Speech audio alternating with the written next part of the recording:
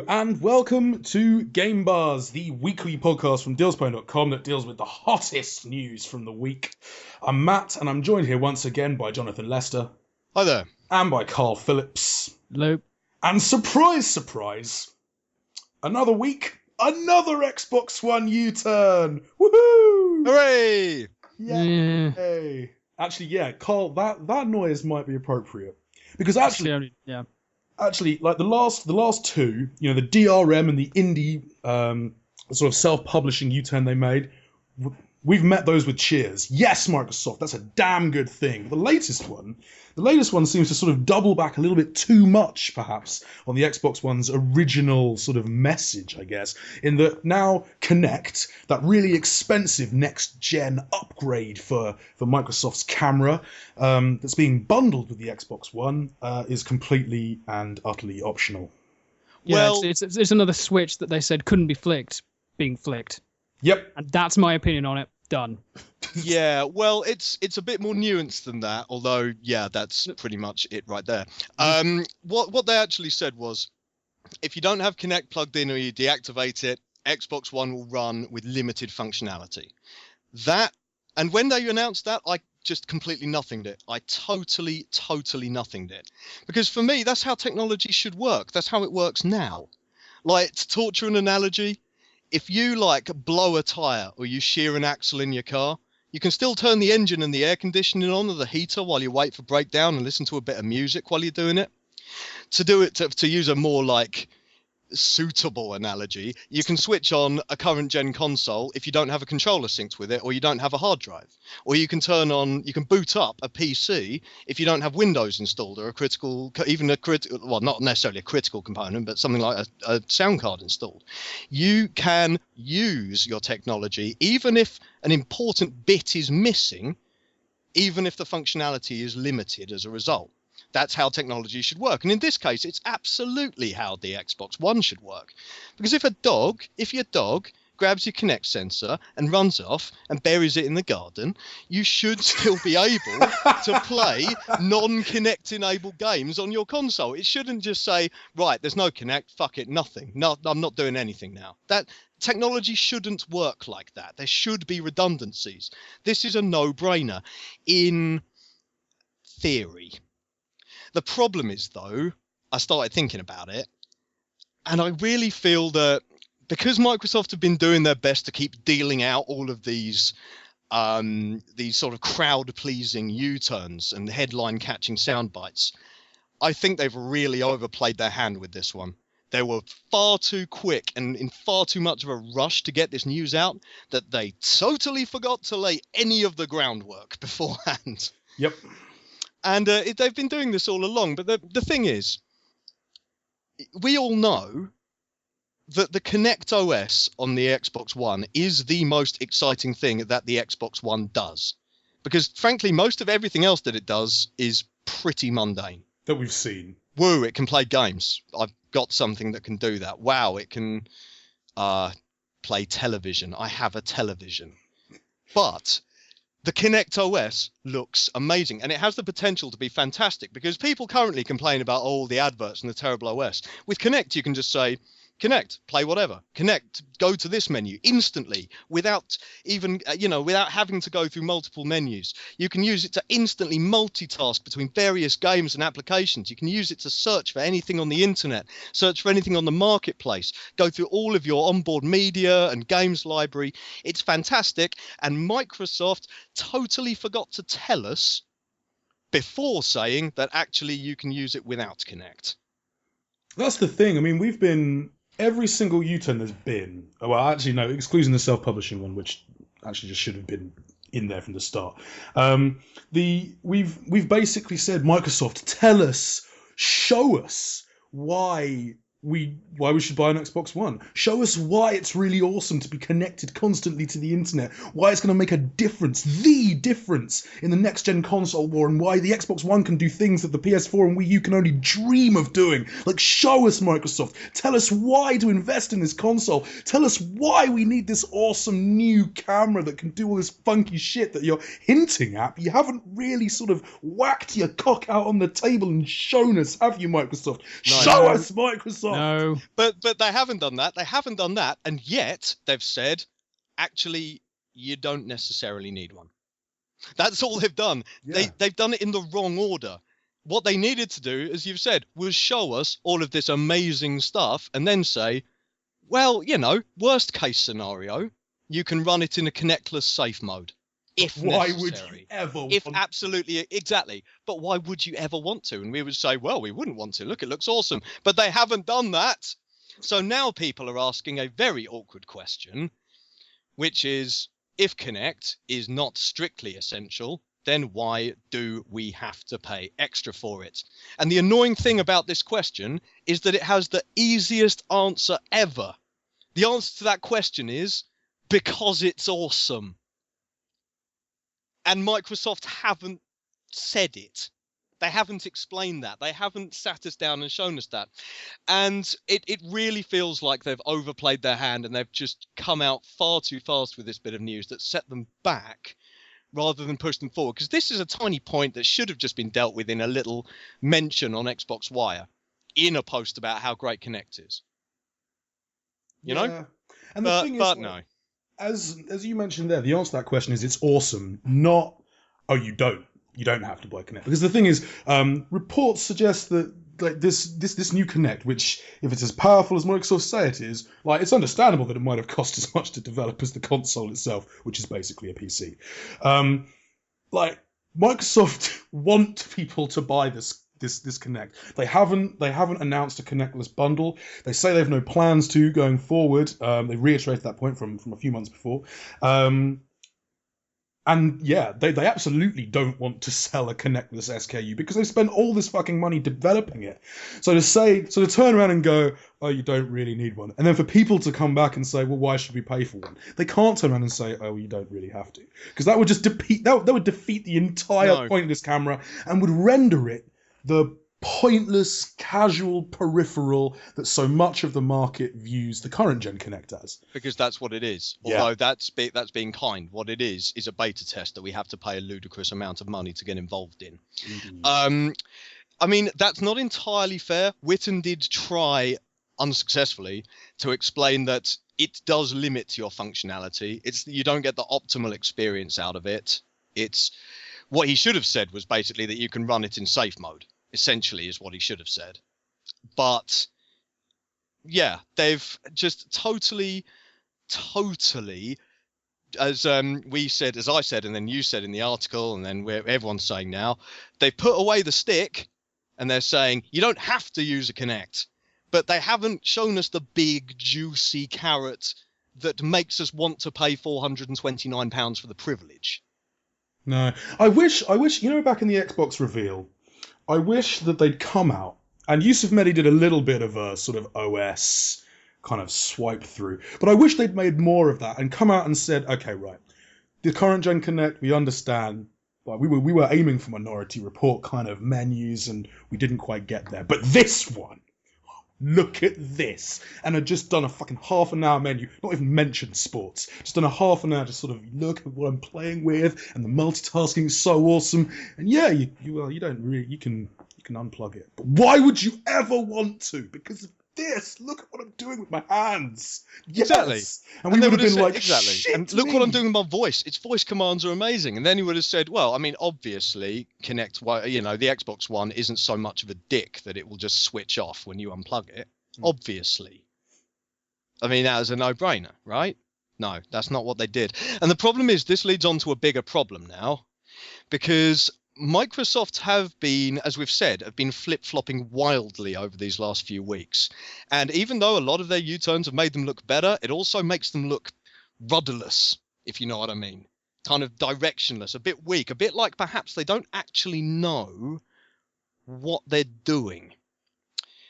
And what they need to do now is hold a big press conference that presents a united front, where they stand up on stage and say, okay, we might have sort of screwed this up a bit, okay, but we are now on base and we are now on message. So here are a bunch of fantastic games. Look at them. Aren't they great? Look, here are the developers. They're going to tell you about them. Look how great they are. And playing them is so convenient because now we're going to show you this Kinect OS, Xbox on, Xbox, play Titanfall. Look at that. You didn't even see a single advert. Look at that. It started straight away. Oh, I'm matchmaking in Titanfall. Xbox, multitask. Show me a bit of like stream a bit of video for me while I'm waiting. Oh, look, Xbox has just told me that my game is ready and I can drop in. And that episode of Archer, let's face it, it's going to be Archer. It's going to be sitting there, or perhaps Blake 7. There are rumours there, although I thought that Sci-Fi were planning on doing that, so I wonder if Microsoft's stolen the deal out from under them. Look at this. That episode will be waiting for you when you get back, or you can, go Skype with your friends or whatever if you've got gold membership, because of course silver members can't use Skype because because money. And the thing about holding this press conference, the benefit is that it shows everyone, the gaming press, gamers, and the mainstream world media, that they are a united company with a coherent, cohesive vision. And the other thing it will do is totally supplant those horrible memories we've got of the reveal event. It would override and overwrite those, right? It would just supplant those. And Gamescom is coming up. A global stage where they could quite easily hold this press conference and make everything okay again. And as we've been saying over the last few weeks, draw a line under everything that came before. And they're not doing it. No. There is a showcase happening on the Tuesday, a very, very limited, apparently, showcase happening on the Tuesday. We'll try our best to sneak into. But Microsoft aren't streaming anything from it. Instead, they're opting to do little videos from the show floor, apparently, or some guff like that. Whereas EA and Sony have already supplied us with embed codes for their press conferences, and we will be sat there eagerly taking down notes. Yes, and EA and Sony will also be releasing lots of videos and articles and news pieces from their booths as well. They will be doing that as well. But Microsoft, rather than standing up and saying, this is it, rally behind our flag, we know what we're doing, they're instead going to release little dribbles and drabbles of information that the mainstream media isn't necessarily going to pay attention to. I can't imagine too many newspapers are going to be sitting there pressing F5 on Xbox Wire every 10 minutes, are they? Are they going to be doing that? No, they're not going to be doing that. Microsoft had this chance to just hold an event and show us why they're worth a damn. And it annoys me. It annoys me that they're not doing it. Although I do perhaps suspect that, they've recently said that Nordic territories won't get the Xbox One in the holiday season this year. Yeah. Because they're holding Gamescom in Germany, they might be worried that a boatload of pissed off Vikings are going to arrive and pillage the place live streamed. It could be good for them. This is what happens. Consequences. But yeah, we've been saying all along, that Gamescom is a real opportunity for Microsoft to sort of wipe the slate clean, and they will be on the show floor. They will have things like, we're expecting things like Forza 5 and Killer Instinct and Project Spark, which looks really very, very interesting indeed, and of course Rise will be there, and some other games, and an unannounced game, if the rumours are true, to be sort of coming out of that showcase in the morning on Tuesday. Unique exclusive. Fingers crossed for Crackdown 3. But this is actually the biggest show in the world. In terms of sheer size and numbers, this is the biggest show in the in the games industry calendar of the year. This is as big as it gets. And Microsoft well, no, actually, we'll have to wait and see. They've got that part right, because they are bringing their biggest ever show floor booth that they've ever brought to any event, including E3s, to this Gamescom. They've got it half right. The problem is, we can't all be at Gamescom, and they need to show that Sony are going to be holding, you better believe that Sony are going to be holding an emphatic presentation. EA are going to be holding an emphatic presentation. I mean, Nintendo might even do a Nintendo Direct if we're lucky. Microsoft it would be so easy. And the fact that they're not doing it is intensely worrying, because they can't rely on these little bits of information coming out in little fits and spurts and reported variously on different sites. They had the opportunity to lead and finally take the initiative of this and get a hold of this situation that seems to be slightly spiraling out of control for them. They could have grabbed it by the throat, and they haven't done that. And yeah, that's really dumb. So yes, that's Microsoft this week. However, now the next gen, one of the things about next gen that I've said, there are several articles on the site about it, but I've sort of said a number of times that I'm not enormously sort of overhyped for next gen, because there are so many wonderful gaming experiences to be had still. There are so many great games coming out towards the end of this year on Xbox 360 and PS3, and this week we got yet another reason for just staying put this Christmas. As Rockstar dropped their big fat reveal for GTA Online. And Carl, did you rush off and immediately pre-order the game? Pretty much. You think about it. It was only a few months ago when I was saying, I wasn't too sure about it. They hadn't really shown us anything. They hadn't really given us any details. And okay, yeah, we haven't seen any live gameplay. Let's be honest about this. We've only seen a few bits and pieces, but we haven't seen huge amounts of live gameplay. But the information that we're seeing and the trailer that we saw was so damn impressive that it made me go, yeah, I kind of want to get involved with this. If you haven't already, go look at the trailer because it's awesome. And we also have a roundup of all the information, including bits and pieces that we found from around the internet, which talks about how many players are going to be on at the same time and how things like heists are going to work, such as the fact that, get this, you'll be able to do the heists, get all the money, and then it's up to the players to decide how to split it. And you've got to rely on the person who's carrying all the money. So say if you've got yourself a mule who's picking up the money while everyone else is doing the shooting, it's up to the mule to dish it out.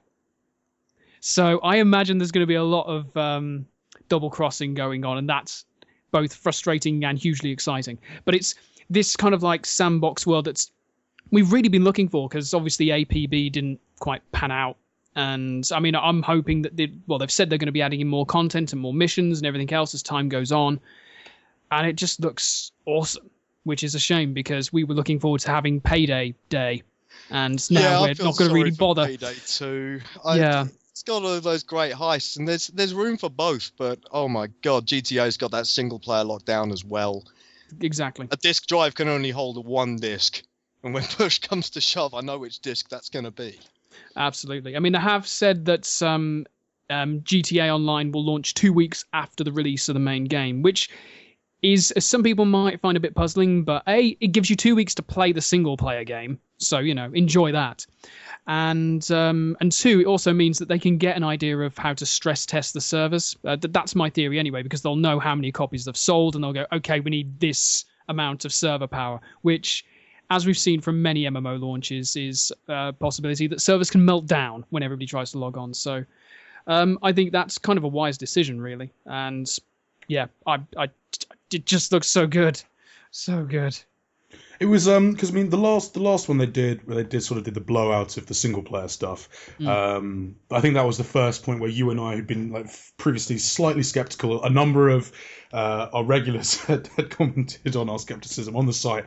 Yeah. But that was the sort of first point where we went, Rockstar, you've actually shown us something. That's awesome. And yeah, we can get behind this. Yeah. This is very, very promising indeed. And yeah, GTA Online, it's gonna be free. It's looking incredibly exciting. I love the world. I love the phrase persistent online world. It's a great phrase. It looks and Rockstar are really good at building worlds. They're really it'll be interesting to see the differences actually between sort of the more crafted experience, I suppose, in the single-player elements of the game, and this sort of... It's not quite an MMO, because I think I'm right in saying it's 16 players max. Yes, per open world, yeah. But it's very exciting. Oh, absolutely. I mean, you're going to have, like, it's an MMO-like thing, and you've got the progression and everything else, and there's going to be a storyline that will be unique to the mode. Yeah. But it's kind of like they've taken everything they've learnt from Red Dead Redemption's lobby, which was one of my favorite things back in 2011. Like, I thought that was fantastic. You know, you could walk around and, well, I was usually either mauled by a cougar or, you know, shot by someone in the back. But still, it was the fact that you had that, and that was just one of my favorite bits. And they've taken that and they've put it into the Grand Theft Auto world. And I'm looking forward to doing the online heists the most. You know, planning it out with friends, because that was the one thing we were a bit weirded out about the single player, in that, well, why haven't they done co-op? Well, now we know why, because the co-op is a completely different a separate experience. No, I don't want to say completely different, but separate one, where you've got your own character that you build and customize, and hopefully we'll have an awesome array of beards to put on. It just looks really, really cool, and I am now rather excited, and pre-ordered.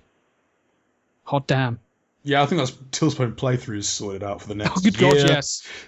Yeah, look out for us Sorry, doing next really gen. bad heists. We're going to be just filming us and probably Matt running us over. Pretty much. Yeah, but that won't be deliberate. Will it? Okay, it might be deliberate. Uh-huh. Don't make me the mule. Or the getaway tribe. I'll just watch. Right? I'll be the lookout man. Yeah. Be the sniper, mate. Yeah, that could be fun. Sniper. Yes. No, dude, what we need is Matt with a sentry gun out front and just shoot. No, we all know I'm the enforcer type though. I'm the fat dude that runs in at the start and. Can we go and play some Payday right now, please, before this comes out? We've got to make the most of this. We really do.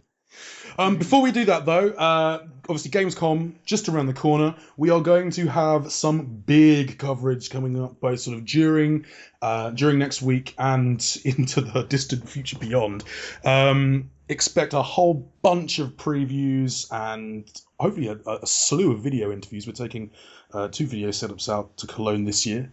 But yeah, press conference day will be Tuesday, and we're hoping to see some big stuff from Microsoft. We're hoping to see them really lock down some messages coming out of that showcase. EA's will be snappy as usual. But do you know what? I was impressed with the EA showcase last year. They get down to brass tacks very quickly, and we're going to be seeing Garden Warfare. I'm so excited for that. Yes. It's going to be brilliant. Not to mention Titanfall and sort of new FIFA, and I'm quite interested to see what their new basketball game is going to do to try and match up to NBA 2K. So yeah, the Battlefield game might be all right as well. Yeah, there's that Battlefield. There's a Battlefield game as well. That should be fun. And then Sony in the evening.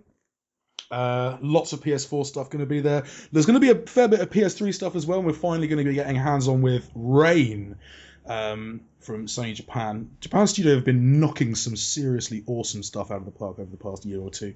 And we'll be getting the lowdown on a whole bunch of stuff coming out of Sony's first and second party developers. So it's going to be a busy one. It's going to be a really busy one. And I'm looking forward. Really busy one. And I'm looking forward to sitting here behind my news desk running the site. So have a lovely time out there in Germany while I gradually co-op Dill's Pwn into an indie and PlanetSide 2 fan site.